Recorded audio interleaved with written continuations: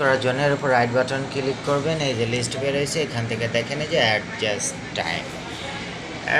Time চলে আসার পরে আপনাদের এখান থেকে যে টাইমের যে সময়টা আছে আপনারা এখানে দেখতে পারবেন এই যে টাইম জোনটা, হ্যাঁ, ক্লিক করে দিবেন। তারপরে এদিকে আছে আপনাদের যে ডেট, যেটা আপনারা দেখতে পাচ্ছেন।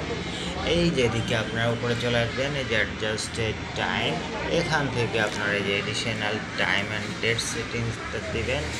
এই যে set the time and date, এইখান থেকে এবার আপনারা আপনাদের মতো টাইম সেট করে নিয়ে নেবেন। এখান থেকে যে চেঞ্জ ডেট টাইম এখানে ক্লিক করলে এই যে এখান থেকে আপনারা সাল, হ্যাঁ, কত সাল কোন বছর তারিখ এখানে আপনারা টাইম সেটিং করে দিবেন। দেওয়া হয়ে গেলে আপনারা জাস্ট এখান থেকে ওকে করে দিবেন। খুব সহজেই কিন্তু আপনারা এই টাইম অ্যান্ড ডেট সেটিং করে নিতে পারেন। তো কীভাবে নেবেন আপনাদেরকে আবার দেখিয়ে দিচ্ছি। আপনারা এই টাইম অ্যান্ড ডেটের উপরে আসবেন, রাইট বাটনে ক্লিক